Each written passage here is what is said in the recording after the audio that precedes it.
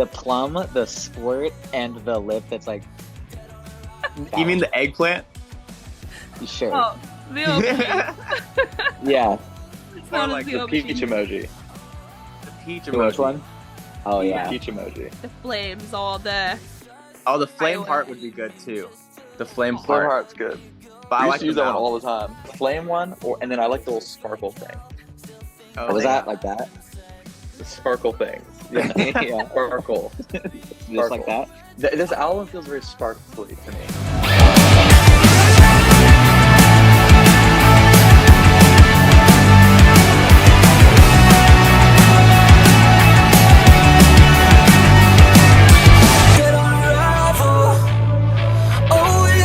Hi guys, I'm Alicia. Welcome back to my channel. Today I am joined by some very special guests. They're all in front of me right now. Together they make up the band that has just brought us a brand new album. It's called We Made Plans and God Laughed. It's incredible. If you haven't heard it yet, check it out. And to talk to us all about it and so much more, here is the band. It's the incredible Beauty School Dropout. Do. Thank you for having us. Oh my gosh, my pleasure. Corley, Beepers, Badder, how are you all? Like, what's been going on in LA? Please make a English girl very jealous. I will allow it this once. Well, we've had a pretty spectacular Grammys week, which has been cool. That kind of set the bar, I feel like, for where we're at in terms of like the entertainment industry, which was pretty cool as far as like holding up the mirror to ourselves. But we've just been finishing records, get ready for this tour, about to start rehearsing, looking at Beepus's beautiful face right now. I can't complain. It's a great week. It sure is. It's been a bloody great year for you last year. I want to start on a bit of a wholesome note, actually, before we get into all the incredible stuff that 2023 is bringing you guys already. Yeah, it was a wild time for Beauty School Dropout in 2022. And I just wondered, like, if you look back on that time, what were your, like, maybe top 3 highlights from that year as a band? Have you got any that stand out to you? I would say definitely one of the biggest highlights is signing to Versewire, and having Mark Hoppus and Pete Wentz be a part of our team. I think that was like a crazy like moment for like kid version of us too, just being able to like so closely work with our. That was definitely a staple for me. Yeah. And then doing our headline tour too was also a huge moment for us. It was our first tour ever, Dropout, and being able to headline was just like the experience. Reading and Leeds was amazing. That was awesome. Yep. I think that was a bucket list item for all of us, and getting to go do that and meet all the UK friends over there. We didn't know what to expect. We went in thinking fully like there's gonna be 4 kids in the tent, and to walk out and it's just packed, and we're like, oh, okay, cool. Yeah. That's awesome. What about That you, was- Corley? Have you got one? I think those were the top 3. Yeah, the only one I was going to say that Beepus missed was Reading and Leeds, and our headliner at Seabird Arms was really cool too. Yes. The whole UK thing, going to the UK, it was amazing. We want to live there, to be honest. Yeah. Shut up, guys. No way. I want to live where you live. So it's always The grass like, is always greener. The Oh, grass yeah. is We can do always a- greener. We could do a For little sure. flat swap. oh my God, let's do it. Have you ever seen that movie? What is it? Oh my gosh, what's it actually called? It's like a Christmas film and they swap houses. What's it called? It's got Cameron Diaz and Kate Winslet in it. We need to do that anyway. Oh, I Basically, don't know. they I love swap for that the. movie, It's so. called The Holidays or something. I don't know. But it was like a Christmas movie, and they swap apartments, and she gets to go out into California, and then they come to like a really quaint, like English, like village in the countryside, and they do a swap. Oh, so no way. That's cool. we should do Absolutely. that. Yeah, of We're course. down. Well, I'm really glad that you mentioned though Reading and Leeds, because I think that was a highlight for us here in the UK. It always is. It's one of the major festivals, and festival season is always so exciting, especially here in the UK. But one of the things when I read about you guys playing live, especially at Reading and Leeds, is that wild show that you give a crowd every single time. Like, the feedback I always hear about Beauty School Dropout is always that the live show is 110% wild. You really go for it. And I just wondered, where does that like live show kind of energy come from, do you think? We meditate a lot, and it just comes out of pent up aggression. No, I think that we just are very theatrical ourselves, and we pretty much everything we do is just building up to the live set, and that's just the purpose of everything. That's just our favorite part of the whole thing. So for us, that's our reward. It's getting to go play live. I feel like there's no other feeling like it, is there, as a musician, especially when you've got a crowd, like you say, that are really like receiving you well in an area that you're not from. Like, how amazing is that feeling? It's pretty cool. I think it's like nice to have, our lives are collectively pretty damn chaotic and out of our control. So I think to have like one thing where it pretty dominantly is under our control is really nice. Mm-hmm. Not that it's a control thing, but just like the ability to command and like bring energy into a space and let people come and go like feeling nourished in themselves. I don't know. That's pretty spectacular to me. I can imagine. And obviously, America are going to get to see you again really soon on the 24th of Feb. I need to know the date that's not the obvious one, because I'm sure you're very much looking forward to it. Everyone can have a wild show. It's going to be killer. But it is like a long tour. It's quite lengthy. There's like well over 30 dates in there. And I think the real dirt that I need to know is, how will you guys, as the big fashion lovers that I know that you are, plan and prep and pack for a tour like this? Like, get the real dirt. We're so I'm terrible at packing. I pack either way too little or way too much, and I end up just with like the weirdest things. And it's weird because you never know what you're gonna need. So you're like, oh well, I need this strange shawl that I have worn one time, or my random marching band outfit that I bought for $10 at a thrift shop. Like, yeah, let's bring it. Yeah. So, I don't know. I'm terrible at packing, but I think you throw a bunch of shit in a suitcase and figure it out. Beepus, I don't know. You're the fashionista. What are you gonna? How are you gonna pack for this? I'm gonna actually underpack, because like I think that since it's so long, like I'm gonna want to like thrift in every city and like go to Buffalo. And honestly, I kind of just like want to keep selling my clothes while we're on the road and buying more, and just like this constant cycle of like going to thrift stores and just getting new stuff and selling it back to new thrift stores in new cities, and just not bring too much, because I feel like I'll get bored too fast with what I bring if I pack for too much. Steve's gonna sell his clothes at the merch booth. Yeah, that's a good idea. Like flea market. Spoiler. I usually try and flea market merch. I usually try and pack within a palette. Like if you fit everything into one like underarching theme, and it's like, okay, cool. You bring 5 different outfits if you want to swap them up. Like, I don't know. It's like you just bring all the probabilities. Yeah, of course. And I think I actually spoke about this once with Dorothy. Do you know Dorothy? Dorothy Martin? Yeah, of course. Yeah, I spoke about this to Dorothy when she was off on her tour last year, and we had that debate about whether you fold or roll clothes in a suitcase. And she was like, 100% roll it. You have to roll it. Big roller. Of course. A top tip out of this interview, anybody needs to know, Beauty School Dropout, I've just told you, you have to roll your packing. So there we go. We don't need any other facts from this interview. That was like the key one. But no, I'm really, really chuffed for you guys as well, actually, because obviously, that's American touring for you, but you are coming back this year for festival season again in the UK. This is a big one, of course. I'm talking about Download 20. Download 20 because it's the 20th year of Download Festival, and what a big event that's going to be. I mean, Metallica ×2 for one, and you've got Slipknot, Bring Me, and you guys, you're on the bill. I can't believe it. I'm so happy for you. And when I saw this news, I was so excited. So I just want to know how you guys felt when you first heard that you'll be playing Donington on the 20th anniversary of Download. It felt like we were going back home. Yeah. Sorry, we all talking. It felt like we were going back home. We're so excited. Yeah. How did you find out about something like that? Is it something that management let you know, or how did you find out? Like, what actually went through your head? They send, Download is weird. They send like carrier pigeons to announce it. It's in like any other festival. They just had a pigeon show up at our door and with a little note. It's beautiful. They send you a download, and it actually is a virus for the computer.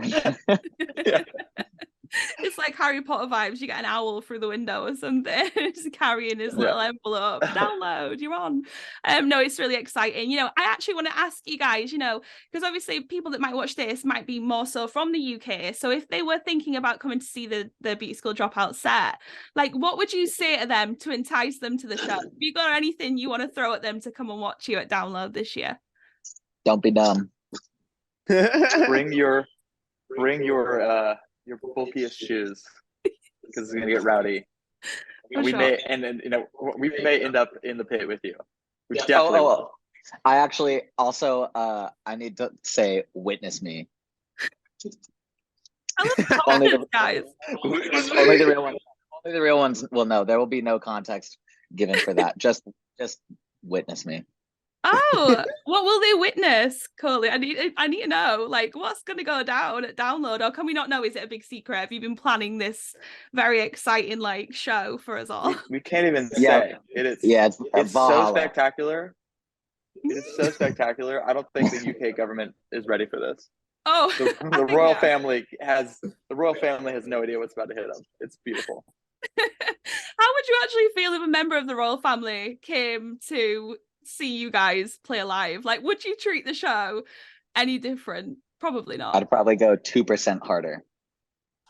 Considering we played a Grammy party and we got people to mosh at a Grammy party in Beverly Hills, just shows that's like what we would do regardless of anyone being there. We're gonna mosh and get in the crowds and make sure everyone is either dancing or running away because they're scared of the mosh pit.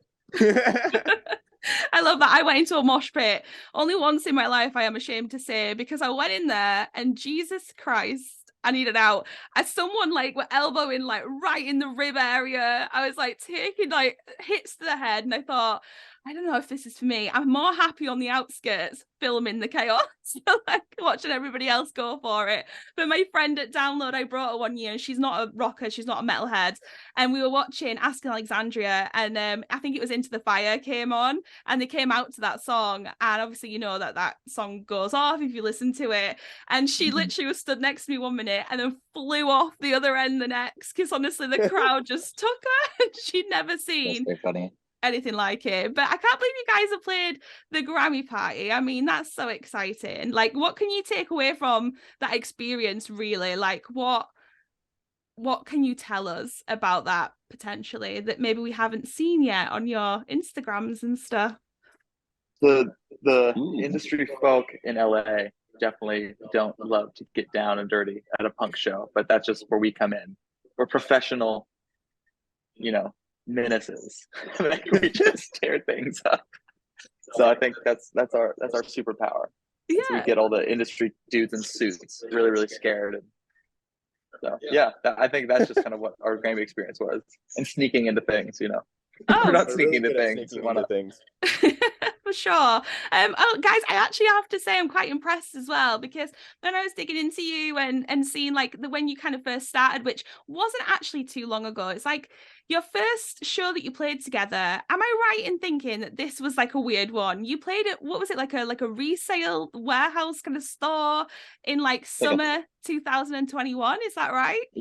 Yeah, I was at Haven House, which was like one of my good friends' thrift kind of like consignment, not even consignment. It was like very curated thrift that they would sell, but they would, and it had 2 stories. So they would open up the top usually as a lounge, and that's where they wanted us to play. And we got there the day of, and we were like, yeah, there's no fucking way that your roof is gonna cave in.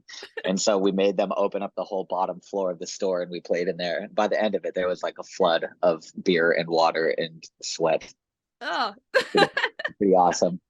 Yeah, that's so rock and roll right there. But obviously, what a strange, what a strange place to play your first show. But what an amazing one, like memorable and everything. But like I say, that wasn't too long ago. And then now we're talking about you coming back to play Download's 20th anniversary, and you're off on a big tour in America. And when you think back to how far that you've come in such a short amount of time, really, like, how does that really make you feel? And I can imagine that must motivate you to just keep pushing on, doing what you're doing, because clearly it's working. Do you know what I mean? Definitely lights the fuse. I mean, we work every single day of our lives for this shit. So it's a good affirmation, or it feels good as an affirmation when we see that other people are understanding the vision and not only understanding it, but like full on supporting it and repping it on our behalf. Mm-hmm. And we're insane. And we have such massive goals that each step is just closer to our like world domination goal. For sure. I think like, you know, I love what you guys say because it's so key, I think, to believe in yourself and believe in what you're doing so that others believe in you. Because if you don't believe in yourselves, then what's the point? Do you know what I mean? And I think like one of the things I've always liked about your band is every time I hear anything from you, you say something really cool and, you know, out there, and just like you back yourselves, and that is really important. And I've got a little quote actually about your new album, so I want to talk about that now. Let's talk about the music, of course. I want to read out this little quote that I've got here that you've put on Spotify. It's about your new album, We Made Plans and God Laughed, and you call it the sexiest CD in the land. Guys, why do you think that is? Because it is. Because it is. What makes can't it lie. sexy? What makes it sexy? You've heard it. You've heard it. It just gets the vibes going. You know what I mean? It just there's something about it. For sure. It's sexy. It's sexy. Yeah, no, I don't know. I think I honestly, to be totally frank, that was me. I wrote that on our merch page, and I just like, this is a good description for what the CD is. This will sell. This is how we sell CDs. Yeah, sex sells. Of course. No, obviously it came out in August last year. Guys, it is a wicked album. I listen to it all the time. I play the songs on my show, all of your singles that have been coming out. Of course, the title track of the album has been on the show a lot. And I just want to congratulate you, first of all, on this release, because it's come off the back of your EP the year before that. And obviously for you, like putting something together like that, I just want to know how proud you are of it and how it's made you feel, you know, since it's come out in August. Like, you know, what has the response been? Has it been how you had hoped? You know, how are you feeling about this album being out there for everyone to hear? It's a pretty cool step forward into the world of like where we're headed, which is world domination. I don't know. It was like, I think you could tell there was a drastic jump from the EP before to this one of like a much more mainstream sonic palette, like much more songwriting centric. And I think that was a cool experience for us because that was the first time we were thrown into the room with a lot of like, we've been writing with all sorts of songwriters over the last 3 years, but that was the first time that we really stepped in the room with some of our like big heroes. And I think that really prevailed on that album. And I think especially this time around is going to show even more truth in this next project, just because we've learned so much and like we're taking even more control again in terms of like the production process. And I think that's really exciting to be able to like look at that almost as like a reflection of growth for that period of time, and to be also able to look at the trajectory of like what we're working on now and have this clear understanding of like, wow, we are really drastically improving as songwriters and producers and artists, and like have such a clear intention for what we want. Yeah, I think that's so important. And you've been really DIY, haven't you, from the beginning with this band? And all of you have got your like really key like contributions to everything that you do. And I can imagine working with the people that you're working with at the moment, you can learn a lot from that. And like you say, you are working on stuff as well at the minute, aren't you? So it just never stops for you with the music. I know you've been teasing stuff on Instagram. What's going down in the Beauty School Dropout camp at the minute? Hit it, Barty. Well, let me tell you. Let me give you the tea. We are working on some freaky stuff. I will say that. Extra freaky. There's some collabs coming out. We got extra freaky, extra stuff. Extra freaky, extra stuff. Extra stuff. But yeah, I think this next direction of what we're doing is just a weirder direction I think that we've done traditionally. You know what I mean? We got some stuff that's harder on one level and also softer on one level. And I think we're trying to take more risks in what we do, but I can safely say this is some of the best music we've ever made. The songwriting is the most interesting to me, I think. And I think we're just all very, very proud of it. And Well said. Hoppus, what do you think? What do you say? Yeah, thanks. Thanks, guys. I rehearsed that like 5 times today. So Yeah. I think the thing that I like about our band so much is that like our palette is so wide that like I don't think you can ever expect the same project from us back to back, where I think that is our sound is evolving like always, and it will ever forever evolve. And so I think that this is just the third, what we're working on now is just the third evolution of us. And I think that's, I want to keep our fans on their toes and like not expect what's coming from us next. Like it'll always sound like us because it's us, but like we're just random and we just have crazy visions for everything. Yeah. I think at a certain point, it's almost like our fans are going to have to come to terms with the fact that beyond being a band, we are ultimately like a songwriting and production powerhouse. And there's no limits to that. Like if we want to write a country song and it's a fucking smash, cool, we'll put it out. If we want to write some neo jazz, soul, punk, funk, fusion hitty song, like we're gonna drop it. You know, it's like we're gonna do whatever the fuck we want because we make awesome music in every single genre. So like that's just our truth, and yeah, we hope that people our can live go shows with us in are that. always gonna, and the live shows are always gonna smack. That's the consistency. We're always gonna deliver an amazing live show. No matter how soft or hard the song is, it will smack you right in the face, and you're gonna love it. Yeah. What a plug. I mean, what a plug. I think that's a great summary as well for anybody who might be new to your band. Like, they don't really know much about Beauty School Dropout yet. For a start, what are you doing? If that is you, go and check them out. But, you know, I think that's just a great way to kind of sum up what you guys are, because you are always, like you say, evolving. And I love that when you do that with the visual side of things as well. You know, you're always like looking at like new ways to invent your image. But it's always, like you say, it's always consistent. It's always true to you. It's authentic to you. But I always really like the fact that you have like the it factor. Like, come on, you've got the whole package, and that's great. Like, that's so important. I'm sorry, but it's so important. And I'm really happy for you guys and everything that you're doing at the moment. And I really do feel like this is obviously just the beginning, the very, very beginning for you guys. And you touched on like lyrics and stuff and what you're working on at the moment. I know that with that album that you've just put out, you know, We Made Plans, God Laughed, like, what an amazing album lyrically. And I feel like the theme that runs throughout is definitely heartbreak. And I know that that's something that you guys have mentioned that you wanted to do because you know that people will be able to connect to that, because we've all been through it, sadly, in one way or another. So I just wondered, you know, what was the idea behind that? Why did that kind of become the theme of the album? What came first? You know, was it the lyrics and knowing that that was something that you wanted to talk about and then everything else kind of formed around it? Or did you decide what happened?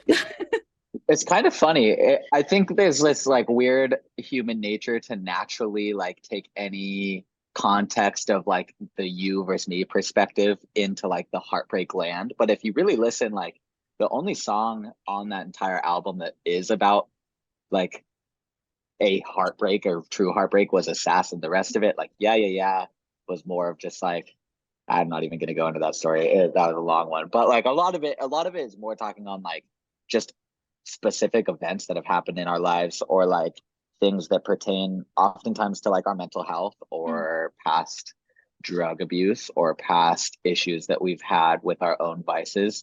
And I think that sometimes we choose to use the you pronoun as a means of like relatability over like it being specific to someone, just because I think oftentimes in pop music, a lot of people find the most like I guess the most relatability in feeling like they're being talked to, right, in this dialogue. And so like that was really it. But yeah, I mean, a lot of it actually isn't even really touching on heartbreak so much as it is like our mental health, our growth, or like foreseeable growth, and just like ways that we've potentially like fucked up in the past and want to learn from it.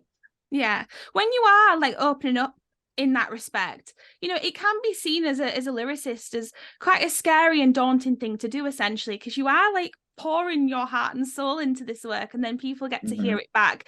You know, how do you kind of like begin to process that songwriting like element of being in a band? Because I can imagine it can be quite challenging and difficult to, like you say, drag up things that have gone wrong,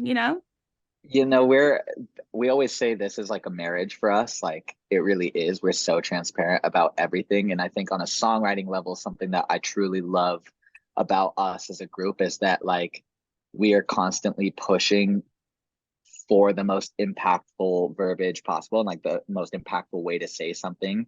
Mm-hmm.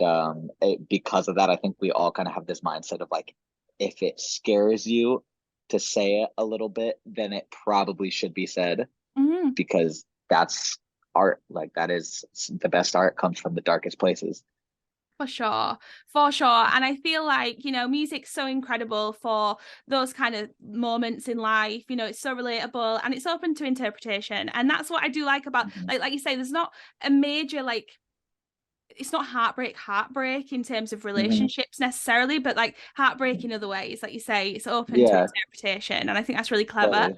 Totally. But I love the album, and honestly, anybody who hasn't heard it yet, please go and check it out because you'll not be disappointed. And it's truly some of the best stuff that I've heard yet. So I can't wait to hear what's next. And it's great that you're working on new stuff and that stuff never ends for you guys. I just want to say as well, of course, working with Mark Hoppus, Mr. Mark Hoppus of Blink, is such a great like thing for you. And I know that people know obviously from like following you and stuff that you've worked with him collaboratively on the music side, but also you're working with him on the A&R side of stuff as well. And I just wondered why you chose to work together. Like, how did that relationship kind of flourish and unfold? We had no choice. We held this Yeah, he's a part of our label, and from his mouth, he said that it was the first opportunity to work with a label that was actually artist friendly, and so that's what drew us to the label too. The head of our label, Sherry, is really pro artist and has been in the industry as well for a long time, and she just wanted to do something that was actually for the artist too. And so the culmination of them working together and offering that to us, and then us seeing that it's like actually benefits us, like we wanted to work with them, and having Mark on the team was just a cherry on top. Of course. I mean, what a man to have in your corner. He's been through it all. And I can imagine as well, you guys, your musical influences stretch far and wide, but I know that Blink's in there, of course. So that's a pretty good collab and a moment. And I'm really happy for you. Like I say, I have a really random question. It's just to kind of wrap up the chat about like the album. Are you emoji users? Like, would you say that you, when you're on the phone, you're texting or your social media posting, do you go to emoji land? Like, do you normally use emoji? Okay, cool. I 100% do, but I think I do it wrong. Oh, all right. Well, wait, we'll see, because I've got a point to this. Right. I was wondering if you had to describe your new album in 3 emojis, which ones would you pick? Like, like, don't let me down. The plum, the squirt, and the lip that's like... You mean the eggplant? Sure. Oh, the OG. Yeah. It's not like the peach emoji. The peach emoji. Which one? Oh yeah. Peach emoji. Yeah. What about the like the flames or the... Oh, the flame heart would be good too. The flame heart's good. But I like to use that one all the time. This one, I've really been into the white heart, and then because everyone does the black heart, but the red one's classic too. But the flame one, and then I like the little sparkle thing. Oh, was that like that? The sparkle things, yeah, yeah, sparkle, just like that. Yeah, just like that. Yeah, this album feels very sparkly to me. It's like it's the next wave for us. It's sparkly. Sparkly. I think you did a good job, guys. You really did let me down. It's so funny. Like, sometimes I think if I ask this question, everyone's going to go blank on like what emojis exist. What about the little devil with the horns, the purple guy? He could make an appearance. Ooh, and an acoustic guitar too. Oh, acoustic guitar. You got that down there. We use a lot of acoustic on this next wave. Nice. Okay, I'm excited. I cannot wait. And I'm sure Beauty School Dropout fans are excited to hear about new music as well. Carrying on with the random vibes, I have to say, one of my favourite tracks that you've already mentioned it actually off the album is Assassin. And it got me thinking, right, because first of all, I clicked straight on that track. When I started to listen to the album, I'd heard the singles. So Assassin was out there already, but I clicked straight on that track purely on the namesake alone. And one of my favourite TV characters of the last few years has been the cool Russian assassin known as Villanelle from Killing Eve. Have you seen that TV show? No, but I should. Guys, I'll watch it. No, it's amazing. You should watch Killing Eve for a start. But basically, it's about an MI6 agent, and she goes after this assassin that's like doing all these like murders and stuff like this, and they end up having a cat and mouse kind of relationship, and there's like love and fallout, and then they fall in love, and then it's a bit dramatic and all sorts. So it's amazing. But Assassin to me really would have fit that TV show so well. So I wondered for you, if you had to pick a song off the album and pop it in a film or a TV show of your choice, and it work with like the themes running through it, which would you pick and why? Again, totally random, but have you got any ideas? I would put Fight Mode in Fight Club. Nice. That's so sick. Like a fight scene, I think it would be sick, where they're in like the basement. Yeah. or like True Romance, like the big scene at the end where everyone comes in. It's like the giant shootout in the drug bust. That would be cool. Mode? Yeah. Fire. Have we got any other ideas? We've got Killing Eve and Fight Club. I feel like we got this one song. Oh, it's unreleased. I shouldn't even say it. Never mind. No, you can. Surely you can. You sure you can? Yeah. Okay, I must. Be discreet. There's this one called Dance that I feel like would be really good in. I want to say the movie was called Blade. Is that the like vampire one where it's like the giant rave and like everybody? Yeah. I feel like Dance would go crazy in something like that. Oh, amazing. Oh, okay. We've I'm teased that one on TikTok.